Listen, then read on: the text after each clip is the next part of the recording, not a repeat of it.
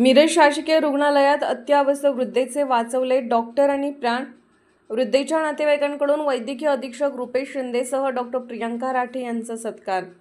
मिरज शासकीय वैद्यकीय महाविद्यालय आणि रुग्णालयात अत्यावस्थ असलेल्या वृद्ध महिलेचे प्राण वाचवण्यात शासकीय रुग्णालयातील डॉक्टरांना यश मिळाले आहे।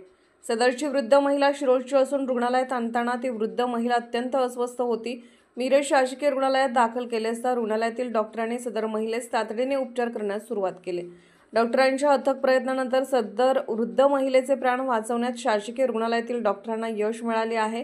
याबाबत सदर वृद्ध महिलेच्या नातेवाईकांनी उपचारादरम्यान मोलाची मदत करणारे वैद्यकीय अधीक्षक डॉक्टर रुपेश शिंदे यांचे विशेष आभार व्यक्त करत पुष्पगुच्छ देऊन सत्कार करण्यात आला। तर मिरज शासकीय रुग्णालय हे गोरगरिबांसाठीचे जीवनदायिनी असल्याचे यावेळी नातेवाईकांनी स्पष्ट केले। माझं नाव श्रीकांत मानेगावडे शिरोळ। माझी बहीण हौसाबाई शामराव आकिवटे हिची तब्येत अतिशय क्रिटिकल होती, पण गेल्या 15 दिवसापूर्वी तिला इथं ॲडमिट केली आणि सरांनी तिची दखल घेऊन चांगल्या पद्धतीने उपचार केले।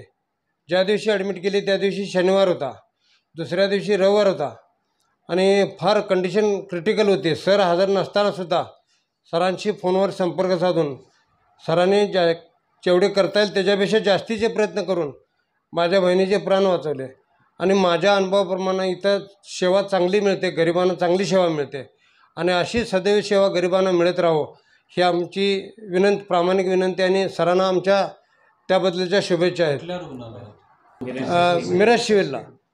मिरज शासकीय सिव्हिलला आणि सरांनी खास करून प्रयत्न केले त्याबद्दल पुन्हा शेकडा माझ्या कुटुंबाच्या वतीने मी त्यांचे आभार मानतो। दरम्यानच्या काळामध्ये मी आदरणीय आंबेडकर साहेबांशी संपर्क साधला होता। सरांनी तिची ताबडतोब दखल घेऊन चांगल्या पद्धतीने उपचार केले आणि मला निश्चित खात्री वाटत नव्हती की बहीण माझी जगेल अशी, पण आज चांगल्या कंडिशनमध्ये असल्यामुळे मी शतशः आभार, मी त्यांचा ऋणी आहे। सगळ्यात महत्त्वाचं मी तर डोनर आहे, म्हणजे मी मरणोत्तर देहदान केलेलं आहे, त्यामुळे मला त्याचाही अभिमान आहे आणि असेच साहेबांनी सहकार्य करावं अशी माझी प्रामाणिक इच्छा आहे।